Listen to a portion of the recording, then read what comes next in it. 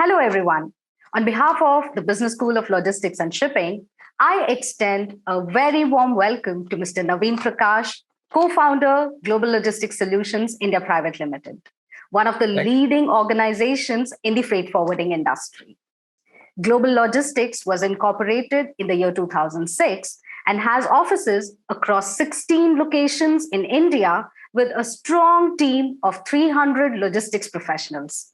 Mr. Naveen has also been heading the Consolidators Association of India, Chennai chapter, as its president for the last 15 years. With such vast experience, I'm sure Mr. Naveen has some great insights to share with us about the industry, its opportunities, and its challenges. And I'm totally looking forward to it. Welcome, sir. How are you doing today? thank you, Shivanjani. Good morning. Thank you for having me here. So, yeah, it's my pleasure to be Absolutely. to be here. Yeah. Thank you, sir. Absolutely our pleasure indeed. Sir, to begin with, I would like to ask you, how would you describe your life story? Yeah, I mean, it's not very easy. It's not so difficult also. To make it much easier, I've done the exercise before. So I would try to break it in 15-year gap. So my 1 to 15 and 15 to 30 and so on. So basically, till 15, I was in my schooling time, and my parents, especially, they did not have any put pressure on us what profession that we would be choosing, during our schooling. So there was no pressure. So we was brought up as very happy kids and doing everything in proper proportion, work and play and study and stuff like that. So and my mom was especially very encouraging. She say, "I'm already proud of you, what you are, not what you're going to be." So that way, it was very good. And of course, at 15, you need to start deciding because most of your friends are deciding their career path. So, like my schoolmates, some of them wanted to be in IIT, some of them wanted to be in medical, defense services, because my father comes from defense background. So we had to start getting serious about it. Anyway, my father told me that I can join the defense services because he was in defense. So I tried to put my career there in that direction. So I did my while I was doing my graduation as well uh, in economics that time at MCC. I joined the NCC as a student. So I did my 3 years of NCC in Irving. During that time, I got my glider pilot license. I did some power flying as well.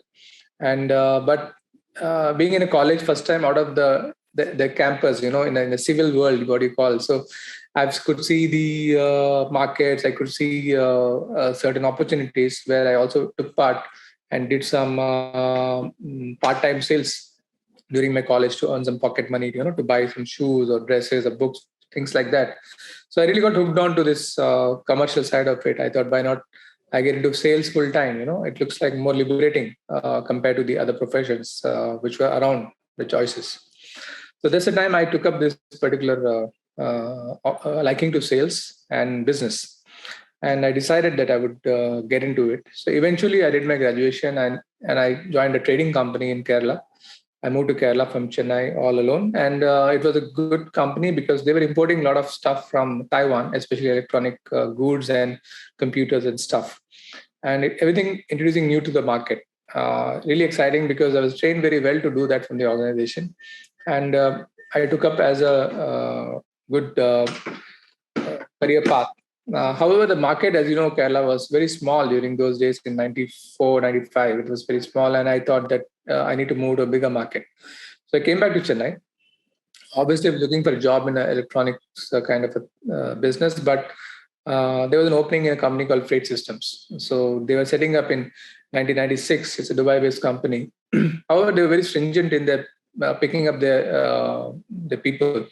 And I was a first class graduate, and I was studied well, and I was doing good in my business, and I mean in the sales. And I was the first sales guy for them in Chennai in '96, and later they hired more people as well. So. Having said that, I had a good batch of friends who joined that particular organization in '96, and we really grew well in until 2000. I was working there, and they, during that time, a company called All Cargo was setting up in They already had an office in Chennai, but they were not able to find the right team to grow their business. So we had one a very famous recruit company called Life Connections in Chennai. So they identified me and they offered my resume to All Cargo, and All Cargo was very keen to hire me. And during that time in 2000, I joined them, and they were willing to offer anything that I wanted in terms of perks and and things like car and mobile phone and things like that, which were very rare during for a person of my age. For them, it's because they had a big dreams to do in South India, because they already well established in West. So they gave me full liberty and freedom. Earlier, my role was just limited as LCL exports, but the management was very encouraging. The company had a very good overseas partners, and I could see a lot of potential in developing the LCL imports, their freight forwarding business, and setting up 5 branches in South India. So until 2005, I was working with them, and I also had the opportunity to set up the CFS in Chennai. So all because of the management, the training that they provided, and the atmosphere that they had. A lot of incentives to financially to make us more proactive and do things for the organization. So in 2005, the company got listed. And 2006, I saw the opportunity to start on my own with my 2 ex-colleagues from Bombay, namely Asif and Jis Mathew. So in 2006, we started this company, and today we are 15 years of global logistics. Wow. So that's, I think, I could sum up my initial till date. Oh my goodness. So that certainly looks like an encyclopedia, like all coming together from all fields of logistics into one single person called Mr. Naveen Prakash. It was really interesting to learn about it, sir. Thank you. So I would like to know, what do you think has changed in the industry since the time you started versus where we are today? And also, where do you see the industry heading in the future? So basically, if I talk about the industry, it will get very technical. So I want to take the soft side of it about the people, because technically you can get a lot of data on things on the internet, how the shipping was, became logistics, became supply chain management, stuff like that. It's taught in colleges and schools. But from my perspective, it's very important for me to tell you what is my observation about the people in the industry is. So I will take that perspective. Having said that, I would like to quote from my business coach, Mr. Rajiv Talreja, how he broke it down into 3 revolutions. Basically, we all know about industrial revolution. Those are the times where people only could find jobs in a factory. So nowhere else. There was no service industries. So there, once you join a factory, you will be leaving that factory in a retirement stage. So whatever your boss says, it's like the final thing. Nothing to argue or to discuss stuff like that. So even our industry was like that when I joined the industry. You have to do whatever your boss says. And surprisingly enough, whatever we do those days, what a boss says used to be successful. So it is they used to talk with experience. They had a vision, and they would practically teach us how to do things. So that was the first part of industrial revolution. Then secondly, we all know that in early 2000s we had the IT revolution in India. So these Infosys and Wipro started setting up, where something called new things started in our industry as well, where it was very unheard of people switching jobs. And how in IT companies you can switch a job from project to project, and things like that. It became very common in our industry as well. So it is not that what your boss is saying or what your company expects out of you. You could be thinking totally different. And if things don't suit your thought process, you would definitely change a company. So that is something new thing started when even the organization have to start accommodating those kind of policies in the company, where okay, we need to go along with them. So what happens is that a lot of organizations, they started very well, but they had to dilute their own goals because of the people that they are in the organization. So organization is not going by their goal, but the people who are working with them. So that's why we have a lot of companies now in the industry, but most of the companies are mediocre. When I was in the industry, most of the companies were there, but they were the top guys. They will be like doing huge businesses, and the bosses, like, they're well known, stuff like that. Now you have hundreds of companies, but very mediocre companies. I think that's my observation. And the final one, of course, I want to say is the social revolution. After industrial IT revolution, social revolution, basically everything that you want to do or you're doing, it's all in the social media. So that's what people do nowadays in the organization. So we have to be very, very sensitive about how to handle the people. So the way people working in the organization in the industry has changed a lot. Sure. So that has been my observation. Yeah. Thank you so much, sir. Yet another dimension that you have given altogether. Leave apart the technical advancements, but the as we call it, it's a people-driven industry. We say that logistics is a purely Exactly. people-driven industry. It depends a lot about how people-to-people interaction happens, the relationships we build. So again, sir, picking up a leaf from what you have said, can you also share, sir, what do you feel are the vital skill set that a person would need to be successful in our industry? Yeah, so as we all know, you're also a trainer and you run an institute rather. So you know that skills are only a part of it. Basically what we say is the ask, attitude, skills, and knowledge. So skills is only a part of it. Attitude is something which is acquired by the environment that you brought up or that you want to do for yourself in the future. It's very, very important that I would look for somebody to offer a job. What is the attitude towards them, towards others, and towards the industry? So Sure. it's a very important part of it. And skills, something that you pick up at work or at institute like yours, where you train them to do certain things in shipping, for example. So definitely skills are required. For example, in industry, something related to nowadays very highly dependent on technology because it's moving more towards the digitization. That's what is required. And of course, product knowledge is absolutely essential. Right. Language, communication, and on the knowledge side as well, they can improve their knowledge when they are at schools like yours and at workplace as well. So they are online, they can acquire a lot of knowledge online. So I would say somebody who's on a learning path always is something Yes. that you should be looking at attitude levels. And of course, we can always judge their skill and knowledge level by interviewing process. So, Oh, lovely, lovely. That is really nice. So hire for attitude and train for the skills. exactly. Oh, lovely. Good to know, sir. So the next thing is, of course, in the recent times, we've all been through a pandemic. And of course, Corona had its impact on all the industries across. Sir, I would like to know from you, what was the impact of Corona on our industry as such, and how has our industry adapted to the changes that were required? So, fortunately, among the unfortunate situation, logistics is one industry which was never stopped because we are come under essential services. So even if there was COVID globally, we were working. As you know, the ships never stopped sailing, the aircraft never stopped flying, and the cargo never stopped moving. So the people behind it were from the logistics industry as such. So it did not stop for us. However, on the contrary, there was because of lockdown in March 24th onwards, the next 2 months, things were difficult to operate. However, when the lockdown was lifted, there was a lot of pent-up demand. For example, you know how much of medicines, how much of vaccines and stuff like that kept on moving, essential services like the oxygen concentrators, stuff like that. We were all busy.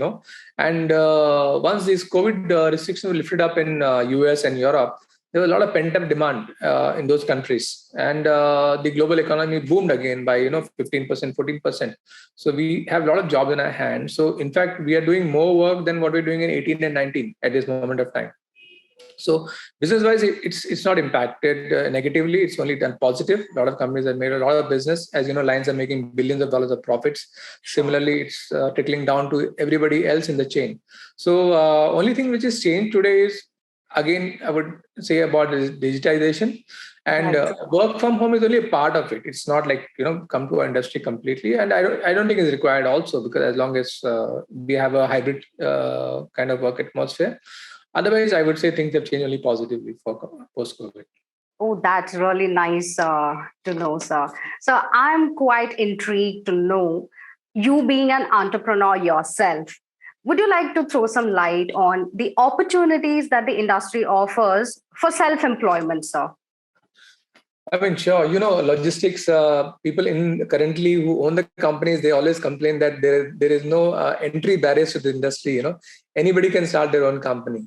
So, but I think that's how it should be. So competition is always good, and why should there be entry barriers if they're talented people who have lack of capital but they want to start their business? They're most welcome to do so. But the primary thing for that is that you must have your good bank of customers who would pay you for your services in a fair manner, and they would pay you properly in time so that you can pay back to your suppliers and vendors. That is a whole basis of starting own business, number one. Number two is that if your work atmosphere is good and you have good culture, more people would join you to help you to grow your organization. So it's not only dependent on the person who's starting the organization. No, I mean, today Global Logistics has got 300 employees. Does not mean because me, Asif and Jis are highly skillful. Because people who want to join the organization, they take it as a ownership and they want to build the organization. So that's the key to build your own company. Yeah. Lovely, sir. And so with all these years of experience in the industry, if I may ask you, if you had to mention that one thing which sets our industry apart in order to motivate more people to join in, what would that be, sir? I mean, yeah, see, I'll be definitely biased toward my industry because I love this industry, right? So definitely, I want people who want to join the industry. I want them to explore other industries as well. And basically, you're an engineer, so check where the production happens, how the thing is. You've done your IT, so you want to check IT companies. So you check the other industries as well, and you come to us as logistics industry and say that I want to join logistics. So then you can compare, so apple to apple, whatever, then you can make a choice. But definitely, I mean, it's very interesting because first of all, there is no limits for your growth. You can financially, especially, I mean, talk very plainly. Maybe entry barriers, the entry wise salary may be low, but if you perform, then nobody can stop you on what you want to earn. Number one. Number two is that it's a global business.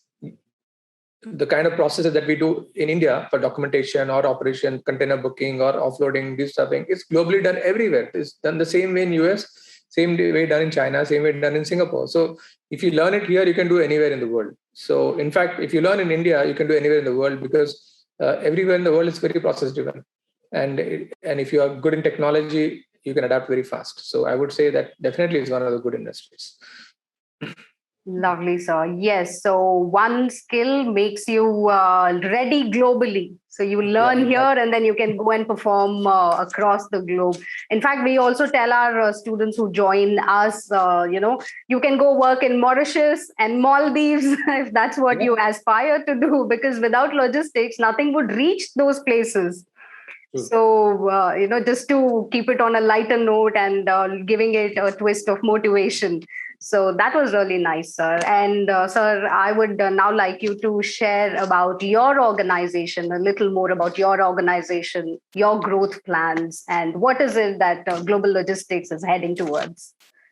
I mean, sure. I mean, Global Logistics is started in 2006. Today, 15 years completed with 16 offices across India.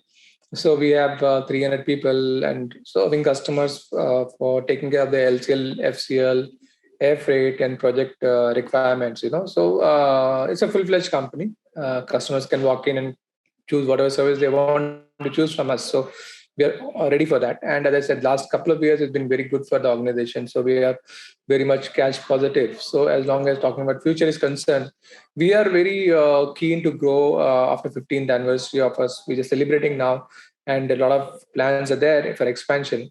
So wherever product-wise or geographically it's challenging and we see a good growth, we definitely want to go there because we have a good bandwidth of strong team members who can take individually any challenge and as a project head for that particular operation, and they can take the company forward. So we are open in an organic or inorganic way. Whichever way we want to grow, we are very much open for that. That is great to know, sir. And finally, sir, you've been one of our leading partners in providing opportunities to the students from BSLS. Right. So I would like to know your thoughts or experience with BSLS and a final message for our students. I mean, so BSLS, you know how it started. The idea of Jayashree and John was very clear that they want to do something for sharing knowledge in the industry, more than anything else. And secondly, uh, to help people get employment in a proper way, in a way that they should be the brand ambassadors of BSLS wherever they go. So I think the one thing they've done is that they're very strict on the selection procedure of the candidate itself, who should be studying with under them, because as you know, most of the commercial organizations, they will take anybody they want to.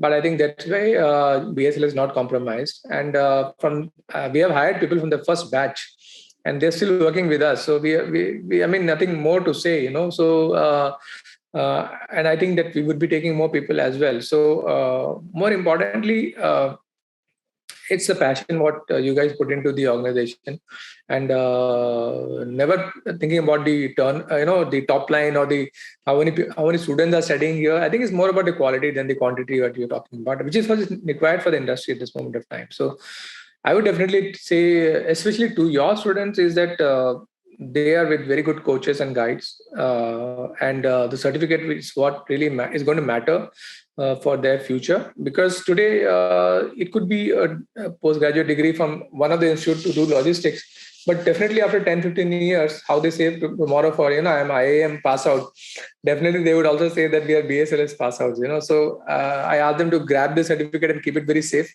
It's going to be worth so much of value in future. So that was indeed very nice of you, and motivating us equally that, for whatever we are trying to put in and do and bring the students up, I think we are heading in the right direction. And such feedback from employers like you absolutely means a lot, sir.